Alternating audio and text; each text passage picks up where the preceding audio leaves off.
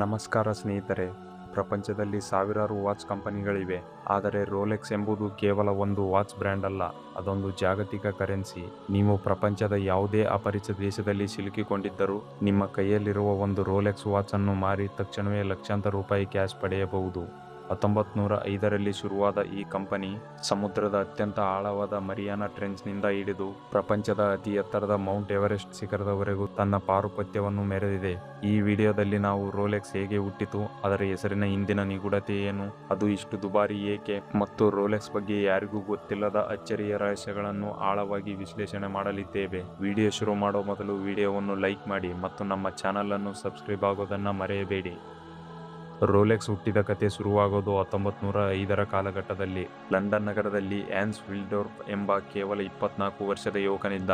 ಆ ಕಾಲದಲ್ಲಿ ಗಂಡಸರೆಲ್ಲರೂ ತಮ್ಮ ಜೇಬಿನಲ್ಲಿಟ್ಟುಕೊಳ್ಳುವ ಪಾಕೆಟ್ ವಾಚ್ಗಳನ್ನು ಬಳಸುತ್ತಿದ್ದರು. ಕೈಗೆ ಕಟ್ಟಿಕೊಳ್ಳುವ ರಿಸ್ಟ್ ವಾಚ್ಗಳನ್ನು ಕೇವಲ ಮಹಿಳೆಯರ ಆಭರಣವಾಗಿ ಬಳಸುತ್ತಿದ್ದರು. ಅಷ್ಟೇ ಅಲ್ಲದೆ ಅಂದಿನ ರಿಸ್ಟ್ ವಾಚ್ಗಳು ಬಹಳ ಬೇಗ ಕೆಟ್ಟು ಹೋಗುತ್ತಿದ್ದವು ಮತ್ತು ಸರಿಯಾದ ಸಮಯವನ್ನು ತೋರಿಸುತ್ತಿರಲಿಲ್ಲ. ಹ್ಯಾನ್ಸ್ ವಿಲ್ಡೋರ್ಫ್ ಭವಿಷ್ಯವನ್ನು ನೋಡುವ ದರ್ಶಕನಾಗಿದ್ದ. ಗಂಡಸರು ಮುಂದೊಂದು ದಿನ ಪಾಕೆಟ್ ವಾಚ್ಗಳನ್ನು ಬಿಟ್ಟು ಕೈ ಗಡಿಯಾರಗಳನ್ನೇ ಬಳಸುತ್ತಾರೆ ಎಂದು ಆತ ಬಲವಾಗಿ ನಂಬಿದ್ದ. ತನ್ನ ಭಾವ ಆಲ್ಫ್ರೆಡ್ ಡೇವಿಸ್ ಜೊತೆ ಸೇರಿ ಲಂಡನ್ನಲ್ಲಿ ವಿಲ್ಡೋರ್ಫ್ ಅಂಡ್ ಡೇವಿಸ್ ಎಂಬ ಕಂಪನಿಯನ್ನು ಶುರು ಮಾಡಿದ. ಆತ ಸ್ವಿಟ್ಜರ್ಲೆಂಡ್ನಿಂದ ಅತ್ಯಂತ ಚಿಕ್ಕದಾದ ಮತ್ತು ನಿಖರವಾದ ವಾಚ್ ಬಿಡಿಭಾಗಗಳನ್ನು ತರಿಸಿ ಲಂಡನ್ನಲ್ಲಿ ಅದಕ್ಕೆ ಸುಂದರವಾದ ಹೊರಕವಚ ಹಾಕಿ ಮಾರಾಟ ಮಾಡಲು ಶುರು ಮಾಡಿದ. ಆದರೆ ತನ್ನ ವಾಚ್ ಜಗತ್ತಿನಲ್ಲಿ ಅತ್ಯಂತ ನಿಖರವಾದ ಸಮಯವನ್ನು ತೋರಿಸಬೇಕು ಎಂಬುದು ಅವನ ಕನಸಾಗಿತ್ತು. ಇದಕ್ಕಾಗಿ ಆತ ತನ್ನ ಕಂಪನಿಯನ್ನು ಸ್ವಿಟ್ಜರ್ಲೆಂಡ್ನ ಜಿನೆವಾ ನಗರಕ್ಕೆ ಸ್ಥಳಾಂತರಿಸಿದ. ಅಲ್ಲಿಂದ ಶುರುವಾಯಿತು ರೋಲೆಕ್ಸ್ನ ಸುವರ್ಣ ಯುಗ. ಸಾಮಾನ್ಯವಾಗಿ ಕಂಪನಿಗಳಿಗೆ ಅದರ ಸ್ಥಾಪಕರ ಹೆಸರಿಡುತ್ತಾರೆ. ಹಾಗಾದರೆ ರೋಲೆಕ್ಸ್ ಎಂದರೆ ಅರ್ಥವೇನು? ವಾಸ್ತವದಲ್ಲಿ ರೋಲೆಕ್ಸ್ ಎಂಬ ಪದಕ್ಕೆ ಯಾವುದೇ ಅರ್ಥವಿಲ್ಲ. 1908ರಲ್ಲಿ ಹ್ಯಾನ್ಸ್ ತನ್ನ ವಾಚ್ಗಳಿಗೆ ಒಂದು ಹೊಸ ಹೆಸರನ್ನು ಇಡಲು ನಿರ್ಧರಿಸಿದ. ಆದರೆ ಆತನಿಗೆ ಕೆಲವು ಕಟ್ಟುನಿಟ್ಟಾದ ಷರತ್ತುಗಳಿದ್ದವು. ಆ ಹೆಸರು ಬಹಳ ಚಿಕ್ಕದಾಗಿರಬೇಕು. ಜಗತ್ತಿನ ಯಾವುದೇ ಭಾಷೆ ಮಾತನಾಡುವ ವ್ಯಕ್ತಿಗೂ ಅದನ್ನು ಉಚ್ಚರಿಸಲು ಸುಲಭವಾಗಿರಬೇಕು. ಆ ಪದ ವಾಚ್ನ ಡಯಲ್ ಮೇಲೆ ನೋಡಲು ಅತ್ಯಂತ ಸುಂದರವಾಗಿ ಕಾಣಬೇಕು. ಆ ಹೆಸರು ಕೇಳಿದ ತಕ್ಷಣ ಅದು ವಾಚ್ನ ಶಬ್ದದಂತೆ ಕೇಳಿಸಬೇಕು. ಹ್ಯಾನ್ಸ್ ಇಂಗ್ಲಿಷ್ ವರ್ಣಮಾಲೆಯ ಅಕ್ಷರಗಳನ್ನು ಸೇರಿಸಿ ನೂರಾರು ಹೆಸರುಗಳನ್ನು ಸೃಷ್ಟಿಸಿದ. ಆದರೆ ಯಾವುದೂ ಅವನಿಗೆ ಇಷ್ಟವಾಗಲಿಲ್ಲ. ಸ್ವತಃ ಹ್ಯಾನ್ಸ್ ಹೇಳಿರುವಂತೆ ಒಂದು ದಿನ ಬೆಳಗ್ಗೆ ಹ್ಯಾನ್ಸ್ ಲಂಡನ್ನ ಚೀಪ್ ಸೈಡ್ ರಸ್ತೆಯಲ್ಲಿ ಕುದುರೆ ಎಳೆಯುವ ಓಮ್ನಿ ಬಸ್ನಲ್ಲಿ ಹೋಗುತ್ತಿದ್ದ. ಆಗ ಯಾವುದೋ ಒಂದು ಅಗೋಚರ ಶಕ್ತಿ ತನ್ನ ಕಿವಿಯಲ್ಲಿ ರೋಲೆಕ್ಸ್ ಎಂದು ಪಿಸುಗಟ್ಟಿದಂತೆ ಭಾಸವಾಯಿತು. ಆ ಕ್ಷಣದಲ್ಲಿ ಹುಟ್ಟಿದ ಆ 5 ಅಕ್ಷರದ ರೋಲೆಕ್ಸ್ ಎಂಬ ಪದ ಇಂದು ಜಗತ್ತಿನ ಅತಿದೊಡ್ಡ ಐಷಾರಾಮಿ ಬ್ರ್ಯಾಂಡ್ ಆಗಿ ಬೆಳೆದು ನಿಂತಿದೆ. ರೋಲೆಕ್ಸ್ ಕೇವಲ ಸ್ಟೈಲ್ನಿಂದ ಪ್ರಸಿದ್ಧವಾಗಿದ್ದಲ್ಲ, ಬದಲಾಗಿ ಅದು ವಾಚ್ ಇತಿಹಾಸದಲ್ಲಿ ತಂದ ಕ್ರಾಂತಿಕಾರಿ ಆವಿಷ್ಕಾರಗಳಿಂದ ಪ್ರಸಿದ್ಧವಾಯಿತು. 1910ರಲ್ಲಿ ರೋಲೆಕ್ಸ್ ವಾಚ್ ಜಗತ್ತಿನಲ್ಲೇ ಮೊದಲ ಬಾರಿಗೆ ಸ್ವಿಸ್ ಸರ್ಟಿಫಿಕೇಟ್ ಆಫ್ ಕ್ರೋನೋಮೆಟ್ರಿಕ್ ಪ್ರಿಸಿಷನ್ ಅನ್ನು ಪಡೆದುಕೊಂಡಿತು. ಅಂದರೆ ಇದು ಜಗತ್ತಿನ ಅತಿ ನಿಖರವಾದ ವಾಚ್ ಎಂದು ವಿಜ್ಞಾನಿಗಳು ಅಧಿಕೃತವಾಗಿ ಘೋಷಿಸಿದರು. ಅಂದು ವಾಚ್ಗಳು ನೀರಿಗೆ ಬಿದ್ದರೆ ಹಾಳಾಗುತ್ತಿದ್ದವು. ಆದರೆ ಹ್ಯಾನ್ಸ್ 1926ರಲ್ಲಿ ಜಗತ್ತಿನ ಮೊದಲ ವಾಟರ್ ಪ್ರೂಫ್ ವಾಚ್ ಓಯಿಸ್ಟರ್ ಎಂಬ ವಾಚ್ ಅನ್ನು ಕಂಡುಹಿಡಿದ. ಕಪ್ಪೆ ಚಿಪ್ಪು ಹೇಗೆ ತನ್ನ ಒಳಗಿರುವ ಮುತ್ತನ್ನು ಭದ್ರವಾಗಿ ಕಾಪಾಡುತ್ತದೆಯೋ ಹಾಗೆ ಈ ವಾಚ್ ಅನ್ನು ವಿನ್ಯಾಸಗೊಳಿಸಲಾಗಿತ್ತು. ಮೊದಲೆಲ್ಲ ವಾಚ್ ಓಡಲು ಪ್ರತಿದಿನ ಕೈಯಿಂದಲೇ ಕೀ ಕೊಡಬೇಕಾಗಿತ್ತು. ಆದರೆ ರೋಲೆಕ್ಸ್ 1921ರಲ್ಲಿ ಪರ್ಪೆಚುವಲ್ ರೋಟರ್ ಎಂಬ ಸ್ವಯಂಚಾಲಿತ ವ್ಯವಸ್ಥೆಯನ್ನು ಕಂಡುಹಿಡಿಯಿತು. ನೀವು ಕೈಗೆ ವಾಚ್ ಕಟ್ಟಿಕೊಂಡು ಅಡ್ಡಾಡಿದರೆ ಸಾಕು, ನಿಮ್ಮ ಕೈ ಚಲನೆಯಿಂದ ವಾಚ್ನ ಒಳಗಿರುವ ಅರ್ಧ ಚಂದ್ರಾಕಾರದ ತೂಕದ ಯಂತ್ರ ತಿರುಗಿ ವಾಚ್ ಚಾರ್ಜ್ ಆಗುತ್ತಿತ್ತು. 1945ರಲ್ಲಿ ರೋಲೆಕ್ಸ್ ಡೇಟ್ಜಸ್ಟ್ ಎಂಬ ಜಗತ್ತಿನ ಮೊದಲ ಬಾರಿಗೆ ಡಯಲ್ನ ಮೇಲೆ ದಿನಾಂಕವನ್ನು ತಾನಾಗಿಯೇ ಬದಲಾಯಿಸುವ ವಾಚ್ ಅನ್ನು ಪರಿಚಯಿಸಿತು.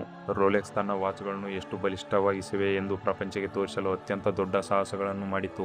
1927ರಲ್ಲಿ ಮರ್ಸಡೀಸ್ ಗ್ಲೈಡ್ಸ್ ಎಂಬ ಬ್ರಿಟಿಷ್ ಈಜುಗಾರ್ತಿ ಲಂಡನ್ನ ಇಂಗ್ಲಿಷ್ ಚಾನೆಲ್ನಲ್ಲಿ ಈಜಲು ಹೊರಟಾಗ ರೋಲೆಕ್ಸ್ ಆಕೆಗೆ ಓಯಿಸ್ಟರ್ ವಾಚ್ ಅನ್ನು ಕಟ್ಟಿತು. ಬರೋಬ್ಬರಿ 10 ಗಂಟೆಗಳ ಕಾಲ ಆಕೆ ಐಸ್ನಂತಿದ್ದ ಸಮುದ್ರದಲ್ಲಿ ಈಜಿದರು. ಹೊರಬಂದು ನೋಡಿದಾಗ ಆ ವಾಚ್ 1 ಸೆಕೆಂಡ್ ಕೂಡ ತಪ್ಪದೆ ಸರಿಯಾಗಿ ಓಡುತ್ತಿತ್ತು. ಮಾರನೇ ದಿನ ನ್ಯೂಸ್ ಪೇಪರ್ಗಳ ಮುಖಪುಟದಲ್ಲಿ ರೋಲೆಕ್ಸ್ ಹೆಸರು ರಾರಾಜಿಸಿತ್ತು. 1956ರಲ್ಲಿ ಸರ್ ಎಡ್ಮಂಡ್ ಹಿಲರಿ ಮತ್ತು ತೇನ್ಸಿಂಗ್ ನಾರ್ಗೆ ಜಗತ್ತಿನ ಅತಿ ಎತ್ತರದ ಮೌಂಟ್ ಎವರೆಸ್ಟ್ ಶಿಖರವನ್ನು ಏರಿದಾಗ ಅವರ ಕೈಯಲ್ಲಿದ್ದು ಇದೇ ರೋಲೆಕ್ಸ್ ವಾಚ್. ಆ -ಡಿಗ್ರಿ ಚಳಿಯಲ್ಲಿ ಅದು ಅಚ್ಚುಕಟ್ಟಾಗಿ ಕೆಲಸ ಮಾಡಿತ್ತು.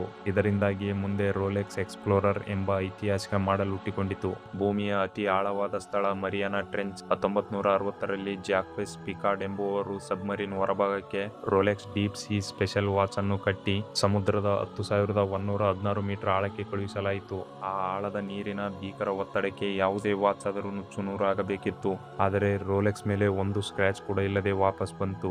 ಕೇವಲ ಸಮಯ ತೋರಿಸುವ ವಾಚ್ 10 ಲಕ್ಷ 20 ಲಕ್ಷ ಯಾಕೆ ಕೊಡಬೇಕು? ಇದರ ಹಿಂದಿರುವ ಇಂಜಿನಿಯರಿಂಗ್, ಭೌತಶಾಸ್ತ್ರ ಮತ್ತು ಆರ್ಥಿಕತೆಯ ರಹಸ್ಯ ಇಲ್ಲಿದೆ. ಜಗತ್ತಿನ ಇತರೆ ಐಷಾರಾಮಿ ವಾಚ್ ಕಂಪನಿಗಳು 316L ಸ್ಟೇನ್ಲೆಸ್ ಸ್ಟೀಲ್ ಬಳಸುತ್ತವೆ. ಆದರೆ ರೋಲೆಕ್ಸ್ ಮಾತ್ರ ಬಾಹ್ಯಾಕಾಶ ನೌಕೆಗಳಲ್ಲಿ ಮತ್ತು ಕೆಮಿಕಲ್ ಫ್ಯಾಕ್ಟರಿಗಳಲ್ಲಿ ಬಳಸುವ 904L ಎಂಬ ವಿಶೇಷ ಸ್ಟೀಲ್ ಅನ್ನು ಬಳಸುತ್ತದೆ. ಇದು ಎಂಥ ಉಪ್ಪು ನೀರು ಅಥವಾ ಆಸಿಡ್ಗೂ ಕರಗುವುದಿಲ್ಲ ಮತ್ತು ತುಕ್ಕು ಹಿಡಿಯುವುದಿಲ್ಲ. ಆದರೆ ಈ ಸ್ಟೀಲ್ ಎಷ್ಟು ಗಟ್ಟಿಯಾಗಿರುತ್ತದೆ ಎಂದರೆ ಇದನ್ನು ಕಟ್ ಮಾಡಲು ರೋಲೆಕ್ಸ್ ತನ್ನ ಹಳೆಯ ಯಂತ್ರಗಳನ್ನೆಲ್ಲ ಬಿಸಾಕಿ ಕೋಟ್ಯಾಂತರ ರೂಪಾಯಿ ಖರ್ಚು ಮಾಡಿ ಹೊಸ ಯಂತ್ರಗಳನ್ನೇ ಸೃಷ್ಟಿಸಬೇಕಾಯಿತು. ರೋಲೆಕ್ಸ್ ವಾಚ್ಗಳಿಗೆ ಬೇಕಾದ ಚಿನ್ನ, ಪ್ಲಾಟಿನಂಗಳನ್ನು ಅವರು ಬೇರೆ ಎಲ್ಲಿಂದಲೂ ಖರೀದಿಸುವುದಿಲ್ಲ. ಬದಲಾಗಿ ತಮ್ಮ ಫ್ಯಾಕ್ಟರಿಯಲ್ಲಿ ತಾವೇ ಸ್ವಂತವಾಗಿ ಕರಗಿಸಿ ತಯಾರಿಸುತ್ತಾರೆ. ರೋಸ್ ಗೋಲ್ಡ್ನ ಬಣ್ಣ ಮಾಸಬಾರದು ಎಂದು ಅವರು ಎವರ್ ರೋಸ್ ಗೋಲ್ಡ್ ಎಂಬ ರಹಸ್ಯ ಮಿಶ್ರಣವನ್ನು ಕಂಡುಹಿಡಿದಿದ್ದಾರೆ. ಇದು ಜಗತ್ತಿನ ಬೇರೆ ಯಾರಿಗೂ ಗೊತ್ತಿಲ್ಲ. ಇಂದು ಫ್ಯಾಕ್ಟರಿಗಳು ದಿನಕ್ಕೆ ಲಕ್ಷಾಂತರ ವಾಚ್ ಪ್ರಿಂಟ್ ಮಾಡುತ್ತವೆ. ಆದರೆ ರೋಲೆಕ್ಸ್ ಒಂದು ವಾಚ್ ಮೊದಲನೇ ಹಂತದಿಂದ ಅಂತಿಮವಾಗಿ ಬಾಕ್ಸ್ ಸೇರುವವರೆಗೂ ಬರೋಬ್ಬರಿ 1 ವರ್ಷ ಸಮಯ ತೆಗೆದುಕೊಳ್ಳುತ್ತದೆ. ಯಂತ್ರಗಳ ಸಹಾಯವಿದ್ದರೂ ರೋಲೆಕ್ಸ್ ಪ್ರತಿಯೊಂದು ಪಿಡಿಭಾಗವನ್ನು ನುರಿತ ವಿಜ್ಞಾನಿಗಳು ತಮ್ಮ ಕೈಯಾರೆ ಸೂಕ್ಷ್ಮವಾಗಿ ಜೋಡಿಸುತ್ತಾರೆ. ರೋಲೆಕ್ಸ್ ವರ್ಷಕ್ಕೆ ಕೇವಲ 10 ಲಕ್ಷ ವಾಚ್ಗಳನ್ನು ಮಾತ್ರ ಉತ್ಪಾದಿಸುತ್ತವೆ. ಆದರೆ ಜಗತ್ತಿನಾದ್ಯಂತ ಕೋಟ್ಯಾಂತರ ಜನ ಅದನ್ನು ಖರೀದಿಸಲು ಕಾಯುತ್ತಿದ್ದಾರೆ. ರೋಲೆಕ್ಸ್ ಸಪ್ಲೈ ಕಡಿಮೆ, ಆದರೆ ಡಿಮ್ಯಾಂಡ್ ಹೆಚ್ಚು. ಇದೇ ಕಾರಣಕ್ಕೆ ಶೋರೂಮ್ಗಿಂತ ಸೆಕೆಂಡ್ ಹ್ಯಾಂಡ್ ಮಾರುಕಟ್ಟೆಯಲ್ಲಿ ರೋಲೆಕ್ಸ್ ವಾಚ್ಗಳ ಬೆಲೆ 2 ಪಟ್ಟು ಹೆಚ್ಚಿರುತ್ತದೆ. ನಿಮಗೆ ಆಶ್ಚರ್ಯವಾಗಬಹುದು, ಜಗತ್ತಿನ ಅತಿ ದೊಡ್ಡ ಲಕ್ಸುರಿ ಬ್ರ್ಯಾಂಡ್ ಆಗಿರುವ ರೋಲೆಕ್ಸ್ ಯಾವುದೇ ಖಾಸಗಿ ಮಾಲೀಕರ ಒಡೆತನದಲ್ಲಿಲ್ಲ. ಸ್ಥಾಪಕ ಹ್ಯಾನ್ಸ್ ತನ್ನ ಮರಣಕ್ಕೂ ಮುನ್ನ ಇಡೀ ಕಂಪನಿಯನ್ನು ಹ್ಯಾನ್ಸ್ ವಿಲ್ಸ್ಡೋರ್ ಫೌಂಡೇಶನ್ ಎಂಬ ಚಾರಿಟೇಬಲ್ ಟ್ರಸ್ಟ್ಗೆ ಬರೆದುಕೊಟ್ಟ. ಅಂದರೆ ರೋಲೆಕ್ಸ್ ಬ್ರ್ಯಾಂಡ್ನಿಂದ ಬರುವ ಕೋಟ್ಯಾಂತರ ರೂಪಾಯಿ ಲಾಭವು ಶೇರ್ ಹೋಲ್ಡರ್ಗಳ ಜೇಬು ಸೇರುವುದಿಲ್ಲ. ಬದಲಾಗಿ ಅದು ರಹಸ್ಯವಾಗಿ ದಾನ, ಧರ್ಮ, ಶಿಕ್ಷಣ ಮತ್ತು ಪರಿಸರ ಸಂರಕ್ಷಣೆಗಾಗಿ ಹೋಗುತ್ತದೆ. ಸ್ನೇಹಿತರೆ, ರೋಲೆಕ್ಸ್ ಕೇವಲ ಸಮಯ ತೋರಿಸುವ ಯಂತ್ರವಲ್ಲ, ಅದೊಂದು ಮೈಕ್ರೋ ಇಂಜಿನಿಯರಿಂಗ್ ಮತ್ತು ಮಾನವನ ಕಠಿಣ ಶ್ರಮದ ಪರಾಕಾಷ್ಠೆ.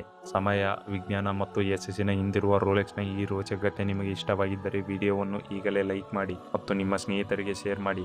ಇದೇ ರೀತಿಯ ಇತಿಹಾಸ, ವಿಜ್ಞಾನ ಮತ್ತು ಜಗತ್ತಿನ ಬೆರಗುಗೊಳಿಸುವ ನೈಜ ಕಥೆಗಳಿಗಾಗಿ ನಮ್ಮ ಚಾನಲ್ ಅನ್ನು ಈಗಲೇ ಸಬ್ಸ್ಕ್ರೈಬ್ ಆಗಿ. Thanks for watching.